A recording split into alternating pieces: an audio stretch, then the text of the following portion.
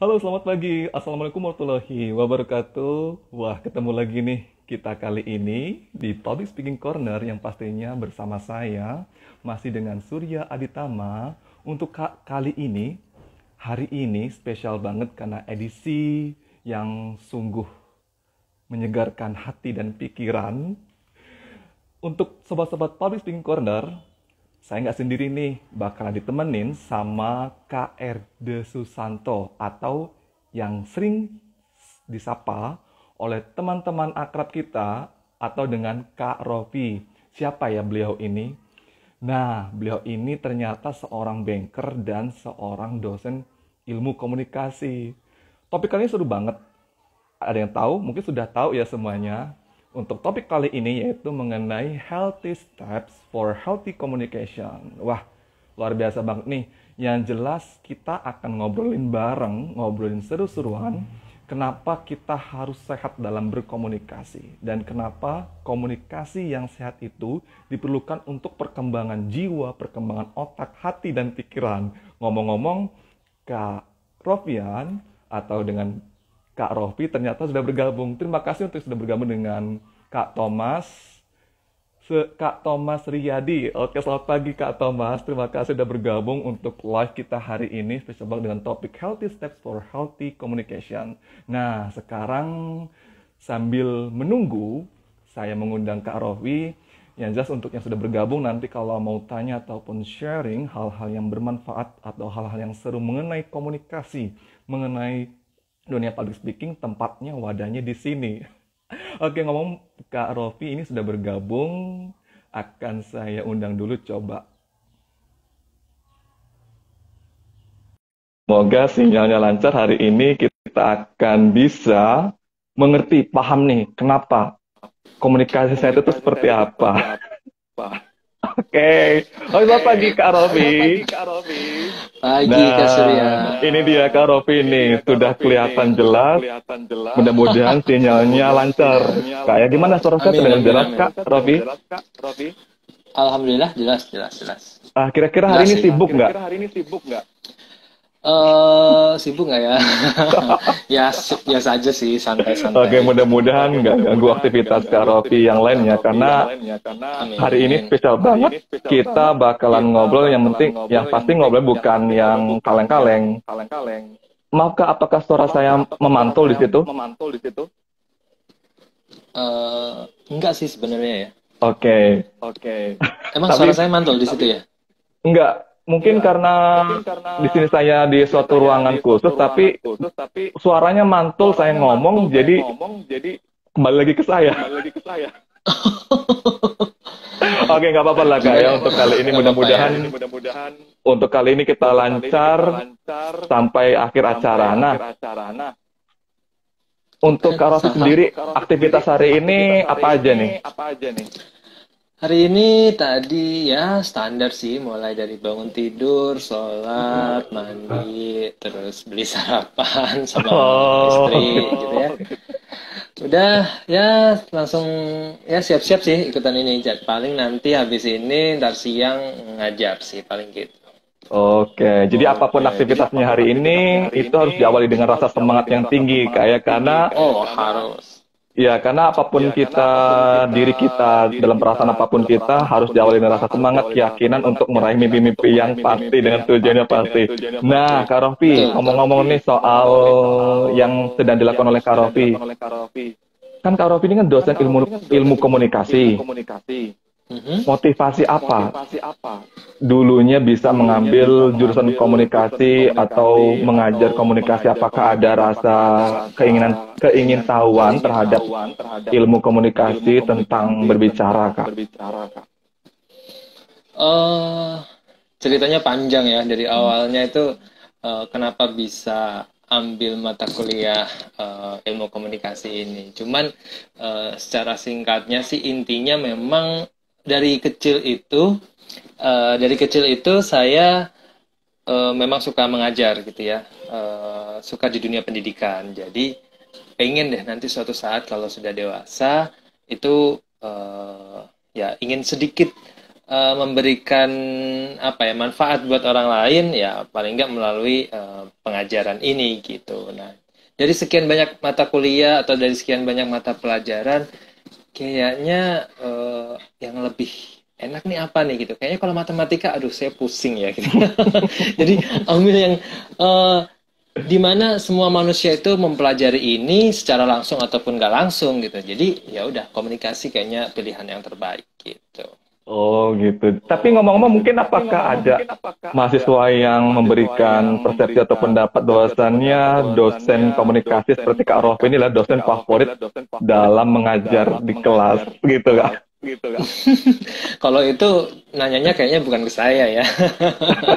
Nanyanya harus ke mahasiswa. Kalau nanyanya ke saya, nanti saya pasti bilang, wah semua mahasiswa saya tuh memfavoritkan saya. Nah, kan jadinya nanti terlalu over proud ya. Jadi kurang Iya, bagus. iya. Tapi ngomong-ngomong, kalau saya lihat di beranda Kak Rofi, ternyata sepertinya Kak Rofi ini ada kenaikan level tingkat Kak ya. Nah itu atas dasar apa Kak? Apa dari kinerja, atau dari kesadaran Kak Rofi, atau dari gaya karakter komunikasi Kak Rofi selama dalam bekerja gitu dengan teman-teman rekan kerja gitu. Jadi dapat Bukan bonus sih, level lebih gitu. sebenarnya lebih kepada ini. Jadi kalau misalnya kita sebagai dosen itu kan kita dituntut untuk menjalankan tridharma pendidikan gitu ya. Nggak hanya sekedar mengajar, tetapi juga kita harus melakukan penelitian, kemudian melakukan pengabdian kepada masyarakat. Nah, jadi nanti dari ketiga tridharma pendidikan tadi, eh, kita bisa mengejar yang namanya jabatan fungsional gitu, jabatan fungsional dosen. Nah, kemarin alhamdulillah di bulan Agustus akhirnya setelah awalnya saya sudah diterima menjadi dosen tetap di Institut Setiami, pada saat itu saya belum punya jabatan fungsional.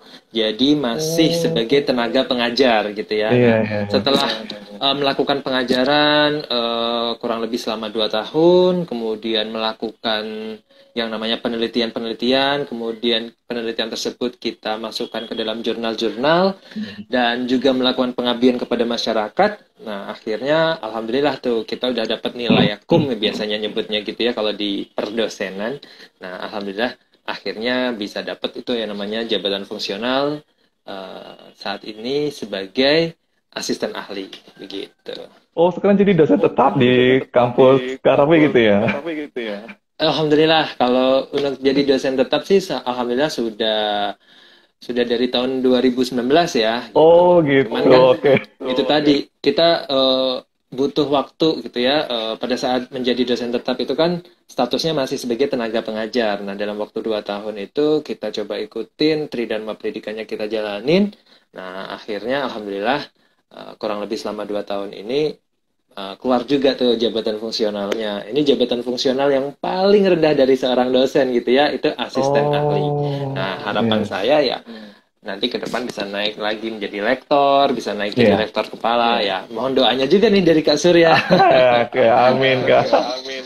Amin. Jadi ada banyak kesan-kesannya Kak ya selama menjadi dosen komunikasi, bahwasannya orang atau terutama dosen seperti Kak Rofi itu kan harus banyak ngomong nih Kak di halayak umum, terutama dengan rekan kerja, terus kemudian kepada mahasiswa. Itu tidak hanya, bahkan ini menjadi sebuah keharusan, menjadi seorang yang menggeluti dalam dunia komunikasi atau public speaking pastinya punya karakter khusus atau punya tips-tips khusus. Nah, kalau menurut Kak Rofi ini, apakah orang yang memiliki karakter komunikasi itu memiliki prinsip khusus, Kak? Jadi gini, namanya orang kalau punya karakter komunikasi ya, sebutnya karakter komunikasi. Berarti dalam setiap berkomunikasi, dia itu punya karakter atau ciri khas khusus gitu ya. Nah, berarti biasanya orang-orang yang seperti ini, pasti dalam berkomunikasi itu ya menjalankan prinsip-prinsip dia gitu. Dia punya prinsip-prinsip yang dia pegang teguh gitu ya. Sesuai karakter yang dia miliki. Kalau misalnya dia adalah karakternya tipikal orang yang menjaga wibawa gitu ya. Pasti dalam prinsip berkomunikasinya dia tidak akan mencoba untuk melakukan sesuatu atau berkomunikasi yang akhirnya nanti malah menjatuhkan harga dirinya. Nah, itu sebagai prinsip dia. Begitu juga kalau misalnya orang yang mungkin pembawaan dirinya mengkarakteristikkan dirinya adalah sebagai orang yang lucu. Nah, berarti karakter dia yang akan tampilkan ya pasti akan melakukan hal-hal yang lucu gitu dalam setiap dia berkomunikasi. Cuman sebentar, sorry, ada kedengaran suara bayi nangis nggak ya? Iya betul, apakah anak Kak Raffi itu ya? Iya, anak saya di belakang. Oke, oke. Maaf ya. Oke, nggak apa-apa, Kak. Jadi sebuah karakter itu bisa jadikan sebuah prinsip juga, Kak, ya, kalau dalam berkomunikasi. Bahkan seberapa efektifnya kita berbicara kepada orang lain, apakah yang kita sampaikan ini bermakna, bermanfaat, atau memberi motivasi untuk orang tersebut. Begitu, Kak, ya? Ya, kurang lebih begitu, Kak. Luar biasa sekali ya kalau tapi nggak bisa mungkin gimana ya kalau saya jadi mahasiswanya Kak Rofi dan Kak Rofi jadi dosen saya mungkin apakah kita mungkin ada Kak di dalam satu kelas itu mungkin ada yang aktif bener gitu kan hyper aktif dalam komunikasinya gitu jadi dia seperti berbicara tidak ada koma titik jadi apapun selalu ingin diobrolin sama mahasiswa itu sendiri ada Kak ya ada jadi memang kalau namanya mahasiswa ya ini juga saya berkaca dari dulu pengalaman waktu saya masih mahasiswa juga. Jadi dari dulu sampai sekarang tuh ya mirip-mirip gitu ya karakternya. Jadi ada anak yang benar-benar itu dia pengen yang selalu aktif gitu ya. Di setiap kesempatan untuk berbicara dia pengennya selalu ngomong. Jadi dia ingin mendominasi dalam suatu keadaan di ruang kelas gitu. Mungkin secara apa namanya naluri apa dia ingin diperhatikan dia gitu. Nah, tidak sebenarnya mungkin tidak ingin terlalu mendominasi, tapi dia itu ingin terlihat ini loh gue gitu. Kalau menurut saya sih seperti itu. Jadi ya itu tadi kata Kak Surya dibilangnya dia ingin mencari perhatian lebih gitu. Ya biar mungkin teman-temannya memperhatikan ini loh dia gitu atau dosennya tahu ini loh si anak ini gitu. Mungkin seperti itu. Oke, luar biasa. Jadi sebagai pengajar dan dosen juga pastinya ada hal-hal yang menarik dalam kelas kayak menghadapi berbagai macam karakter mahasiswa yang pasti hubungannya hubungannya mengenai komunikasi karena terus terang sendiri apalagi saya Kak lulusan dari sebuah kampus di mana kita harus benar-benar aktif dalam berbicara, kemudian aktif dalam kita belajar di kelas, itu pun akan mempengaruhi label personal branding kita di kelas. Nah, kalau dari Kak Rofi sendiri nih, apakah personal branding itu penting nggak Kak di dalam pekerjaan atau di dalam ruang kelas, terutama di setiap materi-materi yang Kak Rofi bagikan, mungkin ada hal-hal yang mementingkan sebuah personal branding untuk memajukan kepentingan pribadi. Nah itu apakah ada dampak negatifnya atau positifnya Kak ini Kak Rofi untuk kedepannya sebagai dosen pengajar gitu? Oke, personal branding. Kalau personal branding biasanya setiap manusia secara naluriah dia pasti ingin membranding dirinya gitu ya, dimanapun dia berada. Apalagi mungkin ini dalam hal di dunia pendidikan atau lagi pada saat pengajaran. Baik itu diri kita sebagai dosen ataupun kalau misalnya diri kita sebagai mahasiswa gitu. Betul. Nah, bagaimana cara kita membranding diri kita? Nah, itu balik lagi ke cara masing-masing. Ada orang yang ingin membranding dirinya ingin terlihat secara sempurna, bisa. Atau ingin terlihat pintar, ingin terlihat aktif berbicara. Tapi kadang kita melakukan personal branding itu tidak dengan cara yang tepat, gitu ya. Misalnya melakukan sesuatu hal yang mungkin jadinya konyol gitu ya dilihat ya. Ingin diperhatikan, tapi malah jadinya dia melakukan sesuatu yang konyol. Akhirnya apa yang dia coba untuk membranding dirinya itu menjadi kurang tepat gitu. Nah, kalau kita ngomongin dampak positif dan dampak negatif ya sebenarnya balik tadi porsi seberapa besar kita mencoba untuk membranding diri kita gitu. Kalau buat saya pribadi, personal branding memang penting, tapi personal branding buat saya itu adalah jadilah diri kita sendiri. Nggak perlu berusaha saya pengen terkesan seperti ini. Karena apa? Karena membranding diri dengan melakukan sesuatu yang sebenarnya bukan diri kita pada dasarnya itu akan sangat sulit gitu. Kita nggak akan bahagia menjalani hidup karena kalau kita mencoba membranding diri kita tuh menjadi orang lain. Maka membranding diri itu sebaiknya ya jadilah diri sendiri, be yourself gitu. Dengan begitu dampak positifnya adalah ya orang akan tahu karakter kita ini sebenarnya seperti apa. Gitu. Kalau mengenai dampak negatif adalah kalau misalnya kita tetap gitu ya, kan kita menjadi diri sendiri, tapi yang mengusahakan supaya yang buruk-buruk itu jangan sampai terlihat. Tapi kalau kitanya terlalu, ya udahlah, pokoknya gue pengen jadi diri gue sendiri. Sampai akhirnya yang jelek-jelek itu keluar, muncul. Nah, akhirnya ya itu dampak negatifnya. Yang buruk-buruk dari kita kelihatan semua sama yang lain. Gitu. Oke. Jadi bahasanya tetap menjadi diri kita sendiri apapun adanya. Tapi kan mungkin ada kayak beberapa orang bahwasanya dari kita sendiri kita tetap mempertahankan level branding kita sendiri dengan apa yang sudah dalam diri kita. Jadi tetap memegang prinsip dalam kita berkomunikasi, karena ada kayak seperti ini. Orang yang mempertahankan label personal branding kita sendiri hanya ingin mengikuti orang lain, padahal diri dia itu mempunyai potensi tersendiri. Nah, apakah potensi itu bisa digali, Kak? Bahwasannya digali dengan cara inovasi kita sendiri gitu. Ya, namanya potensi diri memang kita selama kita masih ada waktu, masih ada kesempatan untuk mencari potensi diri. Nah, potensi itu pasti wajib kita cari gitu ya. Nah, bagaimana kita bisa mengetahui potensi diri? Bisa dengan cara ya kita berusaha muhasabah gitu ya. Saya sebenarnya potensinya apa ya? Coba belajar lagi, coba melihat diri sendiri. Itu cara yang pertama. Kemudian cara yang kedua adalah ya udah kita coba berkonsultasi dengan seorang ahli yang lebih mengetahui kira-kira bagaimana cara mengencourage diri kita supaya bisa menghasilkan potensi yang baru yang tanpa kita sadari. Nah, maksudnya adalah mungkin kalau menurut ahli ini kita punya potensi di bidang ini, tapi kita nggak menyadarinya.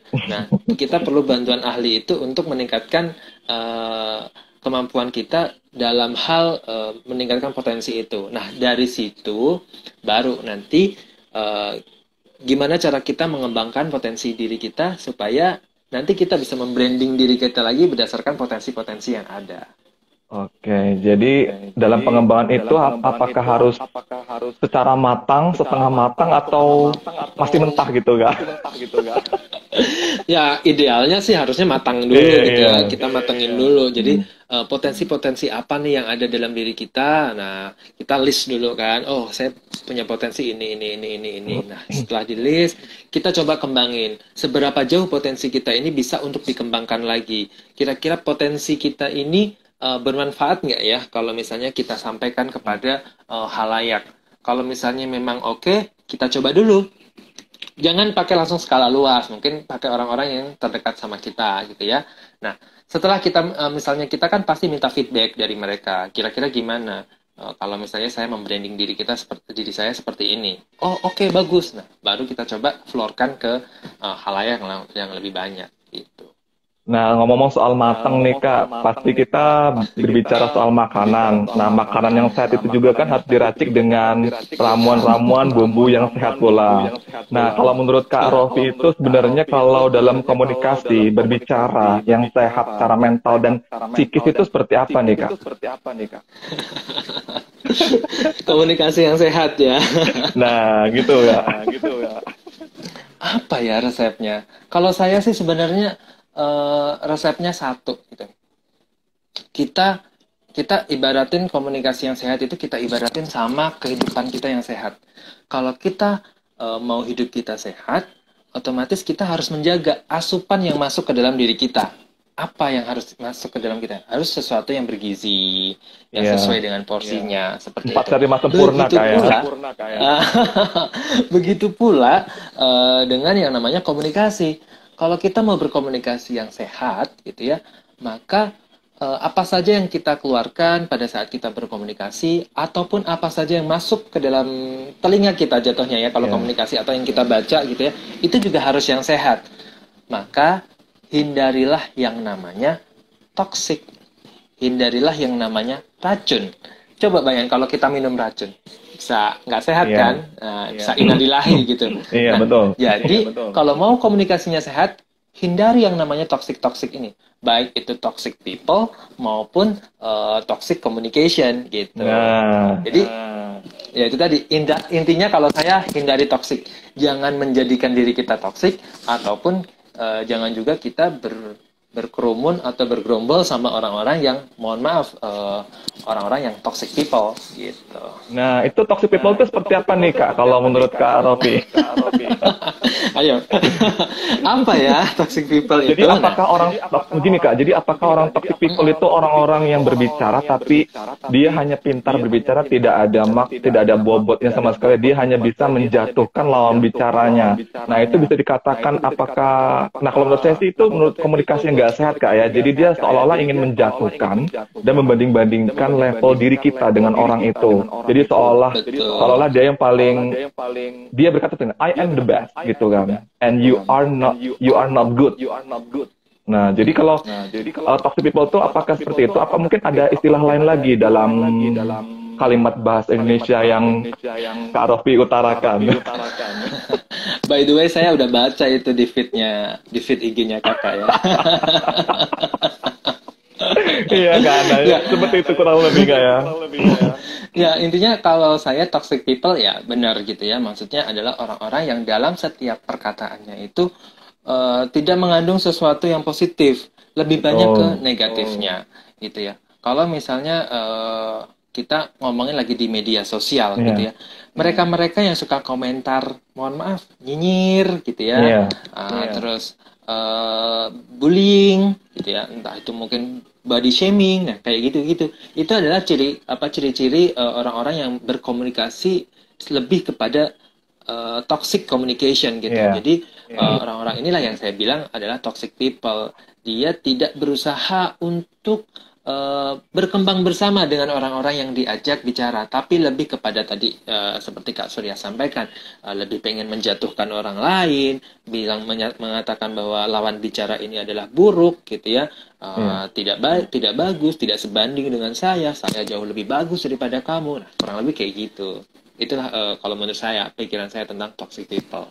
Nah, jadi tadi kan kalau mengenai komunikasi sehat pasti ada dong kayak teknik-teknik untuk bisa melangkah menuju komunikasi yang sehat dari seorang berbicara dan lawan bicara. Jadi ada pendengar yang baik, ada pembicara yang baik. Jadi suatu hal yang bisa kita mengerti itu adalah bagaimana caranya membentuk komunikasi sehat itu dari teknik-teknik langkah-langkah yang kita tuju ke sana. Nah, kalau dari Kak Rofi ini sendiri langkah-langkahnya bagaimana nih? Langkah-langkah untuk langkah-langkah supaya kita bisa membentuk komunikasi yang sehat. Jadi komunikasi yang waras supaya tidak adanya toksik-toksik yang meracuni pikiran kita, mental maupun psikis gitu kan. Ya, yang pertama adalah gini, kita memposisikan diri sebagai apa dulu nih. Kalau kita sebagai orang yang komunikator gitu ya, nah ya sudah, berarti apa yang kita keluarkan dalam ucapan kita gitu ya, atau dalam tulisan kita, itu hindari hal-hal yang berbau toksik. Jangan pernah kita mengucapkan kata-kata yang akibatnya itu memperburuk keadaan atau menjelekkan pihak lain, menjelekkan orang lain. Nah, itu jangan. Kemudian ya, kita berusaha berempati gitu ya, merasakan bagaimana kalau misalnya kita ada di posisi orang yang kita bicarakan dengan kalimat-kalimat yang toksik gitu. Apakah mereka nggak sakit hati? Tentunya kan pasti sakit hati. Jangan sampai kita melakukan hal itu. Kalau kita sebagai komunikator. Nah, kalau kita sebagai komunikan ya berarti sama. Jangan sampai kita melontarkan pendapat-pendapat yang malah menjatuhkan pihak lawan gitu. Kalau misalnya kita memang niatnya adalah memberikan kritik, cobalah berikan kritik itu kritik yang membangun, kritik yang positif. Karena kebanyakan nih, mohon maaf, di media sosial terutama gitu ya, saya melihat masyarakat kita mulai semakin kesini itu makin banyak yang melakukan bullying gitu ya, sadar entah atau tidak sadar gitu ya, antara dia mau memberikan kritik ceritanya tapi lebih jatuh kepada bullying. Nah, itulah yang saya rasa jangan sampai itu terjadi terus gitu, karena itu bisa merusak kepribadian seseorang, merusak karakter seseorang, dan bisa menjatuhkan mental seseorang. Nah, bagaimana supaya kita tidak terkena lagi gitu ya, tidak melakukan komunikasi-komunikasi yang Iya. toxic begini? Ya, kalau melalui media sosial, kalau menurut saya, ya namanya media sosial kan terserah kita ya, media sosial kita. Kalau kita melihat ada orang yang toksik kepada kita gitu ya, memberikan komentar-komentar yang nggak bagus, ya kalau saya sih lebih baik diblokir aja orang-orang yang seperti itu. Oh gitu. Gitu. Jadi nggak Karena usah kita ladenin lagi tuh kayak. iya, kalau kita dengerin, kalau kita baca, yang ada kita sakit hati. Nanti jadilah lama-lama kita bales lagi tuh. Nah, nanti malah jadi pembicaraan yang nggak benar. Jadi mending kalau misalnya kita udah nggak tahan nih sama ini, udah mending kita blokir aja. Kita nggak perlu jawab komentar dia, nggak perlu apa gitu. Kurang lebih Karena sih kan seperti itu. kebanyakan kalau sekarang ada bullying, body shaming, kemudian ghosting, membuat kita jadi tambah baper nih Kak, ya kan? Belum lagi kalau dia misalkan memamerkan suatu hal yang membuat kita semakin menambah toksik dalam pikiran kita, akhirnya kita tadinya ingin berkomunikasi dengan lawan bicara, akhirnya nggak jadi atau nggak mau karena kita sudah ilfil duluan gitu kalau bahasa sekarang gitu kan. Benar. Iya kan? Tapi By kalau the way, saat tadi ini kakak kan bilang, gimana kenapa? Kak? Kan tadi kakak bilang ada bullying, body shaming, sama ghosting. By the way, Kak Surya pernah nggak di ghosting? Nah, kalau kalau di ghosting ini tuh yang pasti bukan berarti ghosting ya, karena saat ini kan udah banyak istilah yang anak muda bisa dipakai. Kalau saya lebih ke body shaming dengan bullying Kak, karena sering banget ini kan di sekitar kita media nggak hanya di media sosial. Jadi media sosial tuh lebih heboh. Ternyata kalau kita lari ke dunia nyata, real life, secara reality, itu lebih banyak body shaming dengan bullying. Tapi kalau ghosting itu kalau saya alhamdulillah belum pernah. Oh, jangan Karena sampai ya Kak. iya. Mungkin kalau ghosting seperti ini kayak kalau ada WA nggak dibales, kemudian kita ingin berkomunikasi orang itu nggak datang atau nggak mau hadir. Oh, sebentar maaf, saya sudah pernah itu ada saudara saya ingin berbicara dengan dia, ada keperluan apa, tetapi dia tidak ingin meladeni komunikasi kita. Ya, mungkin saat itu saya juga ada salah. Jadi dia menghilang dan tidak mau melayani apa yang ingin dibicarakan sesuai maksud dan tujuan. Itu ghosting seperti itu kurang lebih kayak. Iya. Tapi kalau saat ini memang luar biasa banget Kak, kalau perkembangan teknologi saat ini. Mungkin kalau dari pendapat atau masukan Kak Rofi ini, gimana Kak, perkembangan teknologi ini kan membuat kita semakin banyak berkomunikasi lewat sosial media, bukan lewat dunia nyata. Karena kalau lewat dunia nyata, sebenarnya kalau menurut riset, orang-orang lebih banyak berkomunikasi lewat media sosial ketimbang kita ngomong secara langsung dengan orang. Sebenarnya itu ada dampak nggak Kak, secara kejiwaannya atau secara psikisnya kalau untuk jangka panjang gitu? Hmm. Kalau kita ngomongin dampak psikis gitu ya, kejiwaan, mungkin saya bukan ahlinya gitu ya, yang lebih ahli kan berarti psikolog atau psikiater gitu ya. Tapi kalau misalnya nih mau tanya pendapat saya, ya pendapat saya sih sedikit banyak pasti tindakan-tindakan yang tadi toksik saya bilang itu ya, entah itu ghosting, entah itu bullying, entah itu body shaming gitu ya, itu pasti akan memberikan pengaruh sama orang yang merasakan itu. Maksudnya yang dikenain entah itu bullying, body shaming maupun ghosting gitu. Nah, tinggal bagaimana orang ini dalam memberikan feedback gitu ya. Apakah dia ya udahlah santai aja lah gitu. Masih bisa dengan yang lain atau ya udahlah mereka ngomong apa sih cuma di medsos gitu. Coba kalau ngomong sama gue pas ketemu juga pasti dia bilangnya manis-manis gitu di belakang aja tuh, karena nggak kelihatan aja dia siapa, makanya dia berani ngomong kayak gitu. Nah, ada yang seperti itu. Nah, that's good gitu ya buat dia gitu, berarti nggak akan masalah sama kejiwaan dia karena dia udah tahu pakem-pakemnya di dunia nyata sama di medsos itu berbeda gitu. Tapi masyarakat kita tuh masih banyak gitu ya yang menganggap itu tuh bener-bener masuk ke dalam jiwanya. Bahkan nggak hanya di masyarakat kita, di luar negeri pun sama. Bahkan artis gitu ya. Kalau kita ngomongin artis di Korea, berapa banyak orang yang bunuh diri hanya gara-gara dibully gitu ya. Nah, oleh itu siapa? Kak, Fans mereka gitu. Nah, itulah jadinya adalah yang saya bilang tadi, memang benar kegiatan tindakan-tindakan yang toksik tadi itu bisa menyebabkan gangguan kejiwaan buat orang yang Iya. mengalaminya. Ya contoh nyatanya seperti tadi artis-artis Korea banyak banget kan yang apa namanya sampai akhirnya bunuh diri gitu gara-gara nggak tahan Hmm. menerima komentar nyinyir dari para Iya. ngakunya si fans gitu ya, tapi malah jatuhnya menjatuhkan gitu. Betul sekali Kak. Nah, tapi ngomong-ngomong kalau sebagai dosen komunikasi nih Kak, apakah mungkin Kak Rofi ini pernah merasakan baper gitu sama mahasiswa dengan komunikasi yang beraneka ragam, beraneka bahasa gitu kalau dalam kelas? Alhasil mungkin Kak Rofi merasa, wah, sepertinya saya ada yang kurang, harus saya perbaiki. Kemudian harus saya benahi bagaimana cara saya memberikan metode teknik berkomunikasi dengan mahasiswa saya. Nah, itu Ya, gimana itu Kak? ya Pernah nggak mengalami kurang seperti lebih itu? selama 2 tahun ini kan ya, saya sudah 2 tahun mengajar gitu.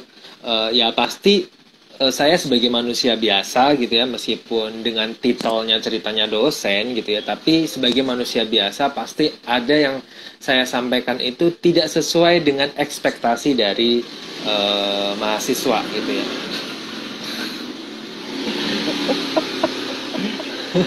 Mohon maaf, Oke. Nggak apa-apa rumahnya Kak, digang gitu nyantai-nyantai. ya. Nah, jadi ya ada saja gitu ya dari mereka yang mungkin merasa tidak puas gitu ya dengan apa yang kita sampaikan. Tapi yang saya suka dari mahasiswa-mahasiswa saya itu adalah mereka berani mengutarakannya langsung kepada saya gitu ya. Iya. Bukan di belakang. Nah, itu akan lebih baik buat saya karena saya bisa mendapatkan feedback benar-benar dari mereka supaya nanti ke depan dalam mengajar nih saya seperti apa.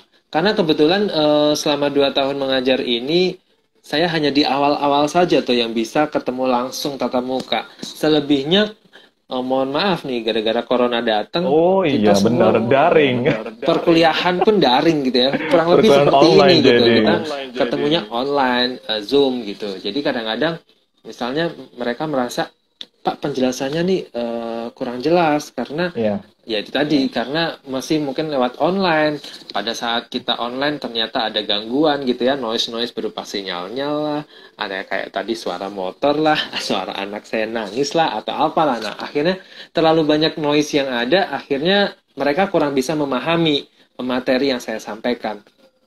Nah, dari situ ya paling kita coba bagaimana kita perlu metode yang lain nggak dalam pengajaran gitu. Kalau Iya. misalnya memang perlu, kita coba buatkan. Kayak misalnya, oh Iya. ternyata Pak, tolong dong dibuatin video aja. Nah, akhirnya kita coba buatin video. Atau minta voice note, kita buatin voice note.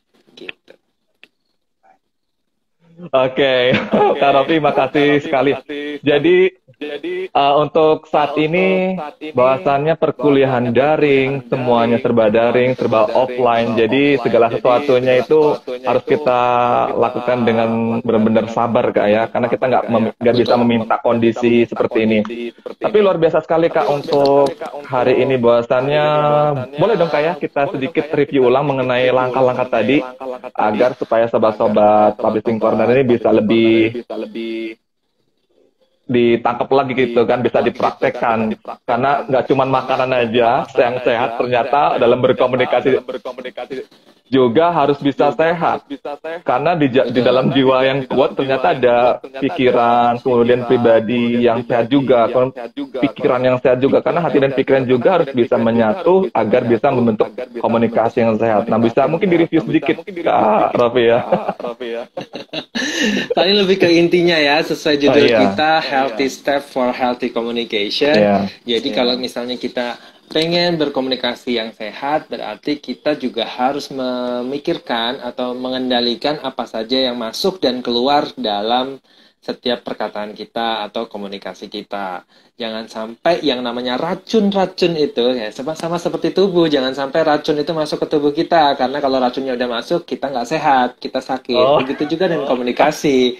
Jadi, kita harus Oke. menghindari tuh racun-racun, toksik-toksik dalam komunikasi itu kita harus hindari, entah itu baik diri kita yang melakukan, atau orang lain yang melakukan pada diri kita. Kalau diri kita ya berarti kita stop gitu ya untuk tidak Iya. lagi melakukan yang namanya bullying, Kita body blokir tuh orangnya shaming, berarti kayak. dan juga ghosting gitu ya. Kalau dari kita harus menghentikan itu. Tapi kalau ada dari orang lain, ya udah kita blok aja, nggak usah kita dengerin mereka. Oke, Gitu, biar luar ya biasa tadi sekali. kita komunikasinya sehat-sehat aja. Yang wajar-wajar aja gitu kak ya. Yang waras Betul. ngalah. Karena kalau sama-sama kita buat toksik jadi gila semuanya dalam komunikasi. Betul, betul.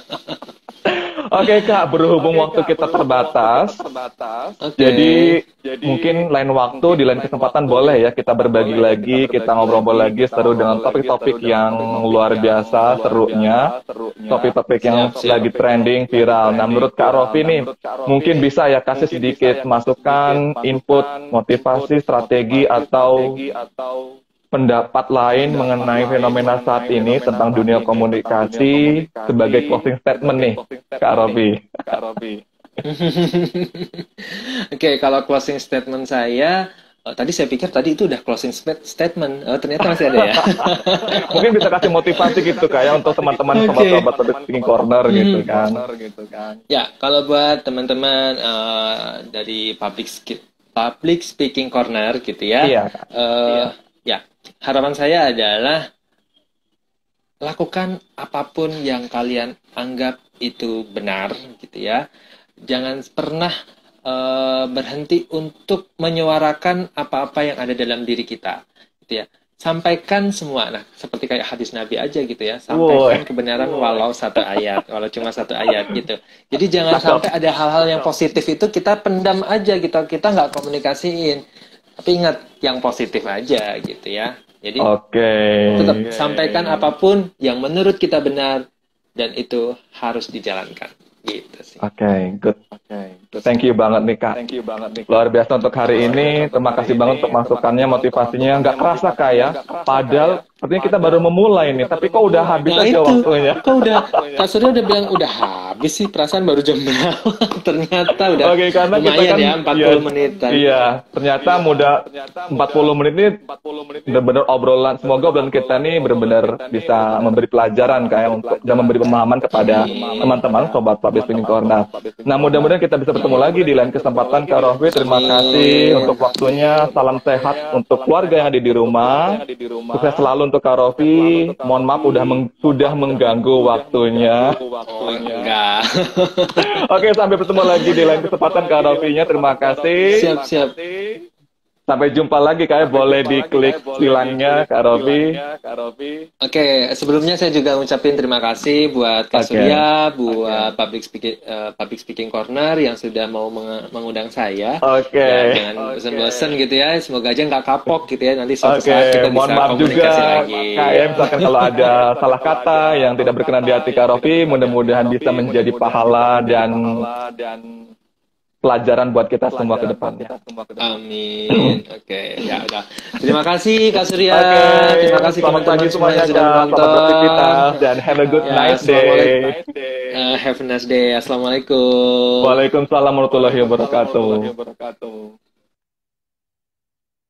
Oke, itu tadi obrolan kita yang luar biasa serunya. Yang pasti untuk kali ini mengenai dunia komunikasi itu panjang kali lebar sama dengan luas. Oke, untuk sobat-sobat Public Speaking Corner, terima kasih untuk kali ini yang sudah berkenan bergabung dan menyaksikan, mendengarkan obrolan yang seru, obrolan yang membuat mudah-mudahan bisa membuat teman-teman sobat-sobat Public Speaking Corner mengerti arti dari keadaan fenomenal saat ini. Ternyata dunia komunikasi itu tidak hanya segelintir orang yang menerapkan komunikasi yang sehat. Ternyata komunikasi yang sehat itu bagaimana caranya kita melakukan dengan yang benar, positif. Jangan sampai ada toxic people atau racun-racun yang meracuni kepala kita, meracuni otak kita, supaya kita tetap sehat, supaya kita tetap waras, melakukan atau membentuk karakter komunikasi kita ke depannya.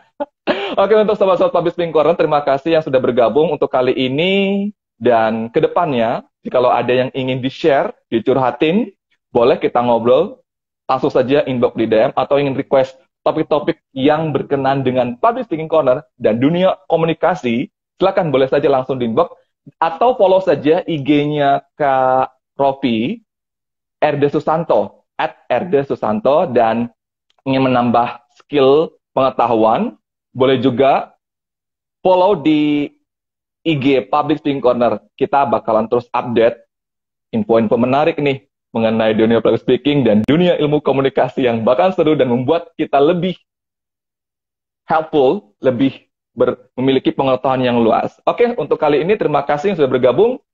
Kita sampai bertemu lagi di pertemuan selanjutnya dengan topik-topik yang menarik. Saya Surya Aditama, mohon pamit undur diri. Wassalamualaikum warahmatullahi wabarakatuh.